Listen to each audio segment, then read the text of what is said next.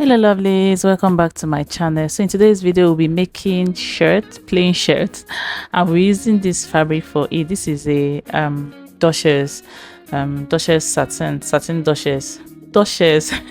So the first thing I did is to mark a straight line that will serve as our starting point, and then from there I'm going to take my bust measurement, which is at 8 inches. So this measurement is not, I don't want the shirt to be fitted, so the bust measurement is I extended it by 1.5 inches. Then I marked my waistline, and then I'm going to go ahead and mark the full length of the gown. And I also extended full length of the shirt. I also extended the shirt by about 3 inches because I want it to have curve at the front and also at the back. And I'm going to go ahead and mark all these lines across so that we'll be seeing what we are doing as we go on with the video. So the next thing I'm going to be marking is our neckline, and for the width of the neckline I am going in by 2.5 inches, and we are marking the back bodice first. And for the depth of the neckline I went down by 1 inch. So this is for the back. We are going to be using the back to cut the front.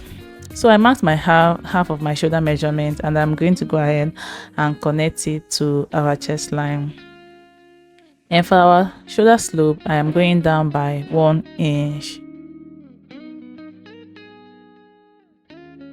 The next thing we are going to be doing is to insert our bust measurement divided by 4. I'm going to make a point there, and I'm adding 1 inch for ease. Remember I said I don't want it to be fitted, so I added 1.5 inches for ease. Sorry.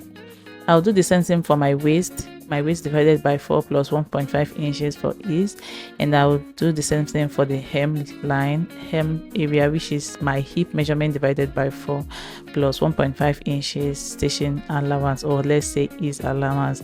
I'll go ahead and connect all these points together. Once I am done with this, with my French curve, I'm going to cover out my armhole area. If you don't have French curve, you might consider going in by half of an inch before curving yours. So for the curve that I talked about earlier, I am going up by about 3 inches, and then from there I'm going to be making a curve. At first I used my French curve to make the curve, but I didn't like how it came out, so I just used my free hand to go in and create what I prefer.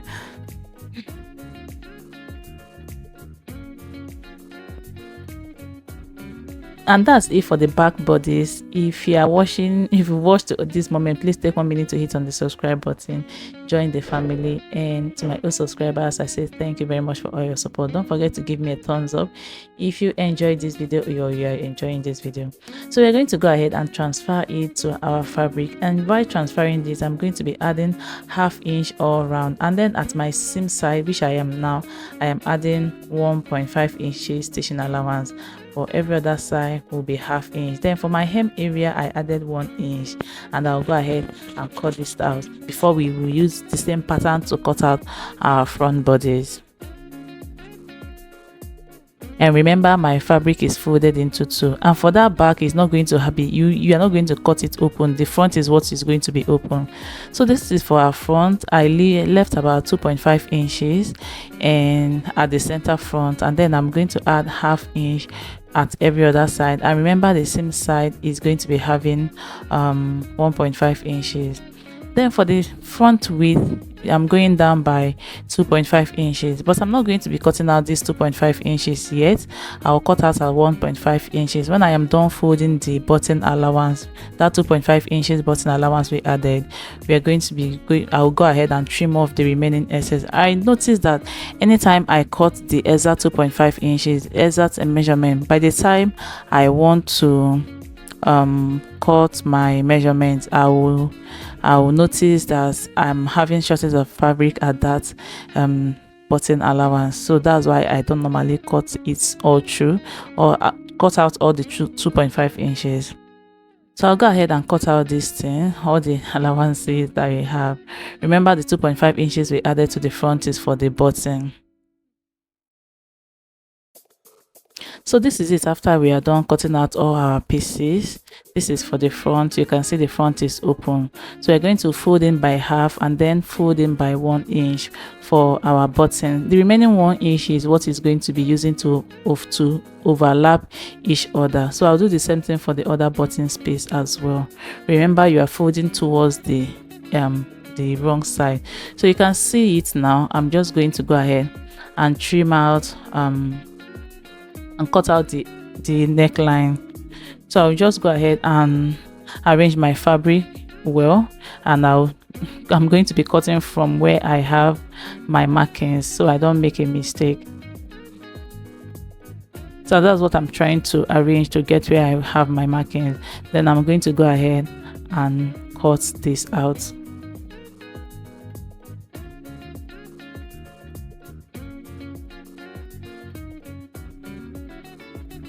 So this is it for it, and I'm going to go ahead and bring in my back neckline, my back bodies, and I'll go ahead and pin the 2 shoulders before going to my sewing machine to stitch it down. And this is it after I was done stitching it down. I'm telling you, this fabric is so beautiful. I'm going to be getting these dushes for myself. So we are going to go ahead and cut out our collar stand first before cutting out our collar. So the first thing I did is just to mark a straight line, and then I'm going to mark a point, let's say at the middle of the straight line that I just marked. And I'll bring in my neckline. I'll go ahead and measure the front neckline first, from the button area to where my shoulder measurement stopped. And what I have there, I'm going to go ahead and insert this measurement at the right side of the marking that we just did. And I'll take the shirt again, and then I'll fold my back neckline into 2. I'll go ahead and measure it. So I'm marking, what we are marking is we are assuming is a fabric. We are going to be folded into 2 to mark. So I'll mark whatever measurement I have there at the left side of the pattern paper. So at that left side, I'm going in up by about ½ inch. I'll make a mark there, and I'll go ahead and connect this point to meet the center point that we marked.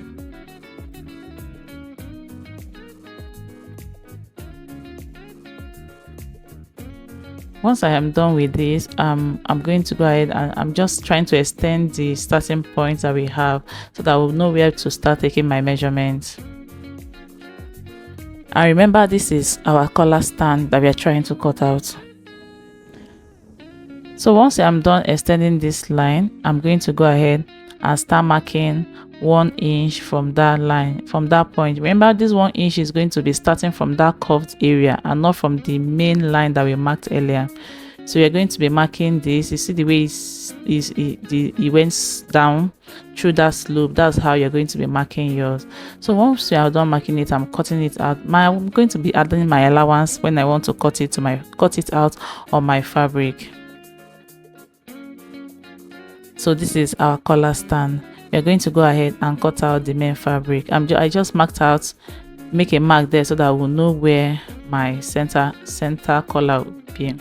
So I'll measure this collar because I want my this collar stand because I want my collar to be shorter than it by about 1 inch.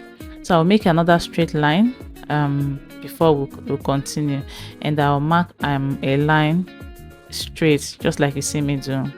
So I just noticed that the line I marked earlier is not straight, so that's why I am remarking it. So from that starting point, I will take the measurement of our collar stand minus 1 inch. So this collar is going to be shorted by 1 inch from our collar stand. Once I get that measurement, I'll mark the line that I have.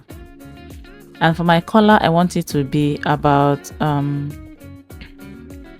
1.5 inches or 2 inches, depending on how big you want your collar to be.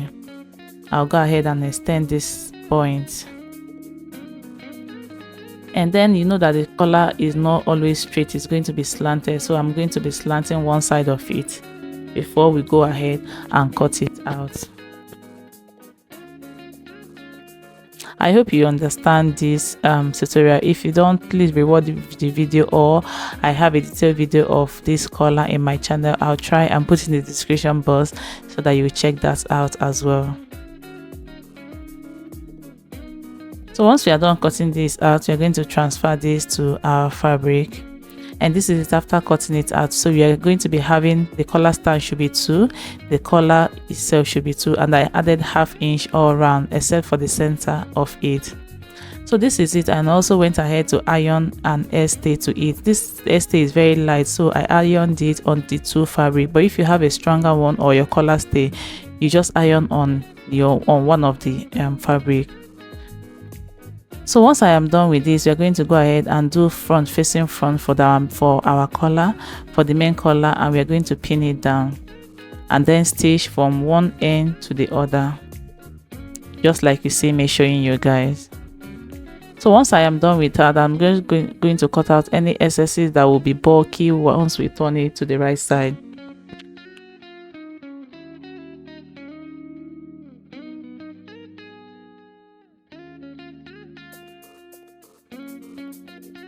And once I am done with that, I'll fold the collar and I'll make notch at the center.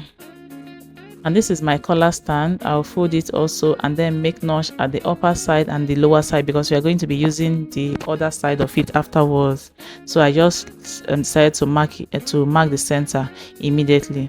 So once I am done, I'm going to place this collar or this the collar stand on the collar front facing front, and I'll do the same thing for the other side. I almost forgot that the collar stand always have a curve at the end of it, so I'm going to be doing that curve now. So I will just arrange the fabric well, all the pieces well, making sure that it matches each other, and I'm going to go ahead and make a curve at the end of the collar stand. The collar stand, please, not the main collar. So this is it after I was done, and then I'll go ahead and start pinning it just like I was doing before.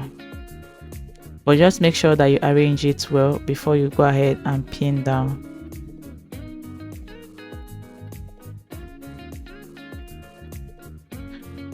Once I am done pinning this down, I'll go ahead to my sewing machine and stitch it down from the beginning of the collar all the way to the collar stand, all the way to the end. So this is it after I was done. I'll turn it to the right side. You can see the collar is almost ready. So we are going to go ahead and iron this, and while ironing, I'm going to, from the collar stand, I'll fold it in by 1/2 inch on both sides and iron it down. So this is what I mean when I said fold it by 1/2 inch. So we are going to go ahead and bring our shirt, and we are going to fold it into 2, the neckline into 2, and I'll make notch at the center back, or let's say at the center of the neckline, and I'll open it up and bring in my collar. Remember, we already marked 1/2 inch on the collar. Yes, this is the reason for marking it earlier, or let me say notching it earlier. So I'm going to go ahead and pin those 2 centers together, and while pinning down, make sure that you don't push in your shirt very too much inside. I'm just going in by 1/2 inch. You can mark this before going in so that you make sure that you are going in as the same measurement. So I'll keep pinning all the way to the end, and I'll also pin the other side. Once I am done, I'll go to my sewing machine and then top stitch this from one end to the other.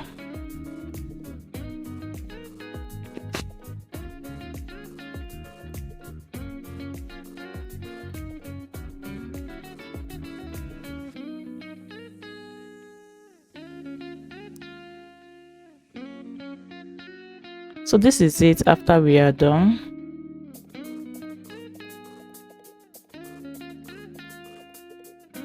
I'm bringing in the sleeve. I've gone ahead to cut out all my sleeve. So I'm going to be putting in the description box the tutorial of our sleeve, both adult and children.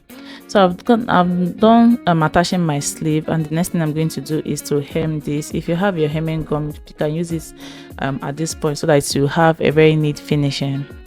So once I am done with that, I'm going to go ahead and arrange these 2 sides, and we are going to go ahead. First of all, I'm going to mash up my button allowance. I'll pin it down because I don't want to at the end of the day find out that my button allowance is shorting, or I have shortage of allowance there. So I'll pin it down from as much as I can, and then I'll go ahead and arrange my two seam side and stitch it down.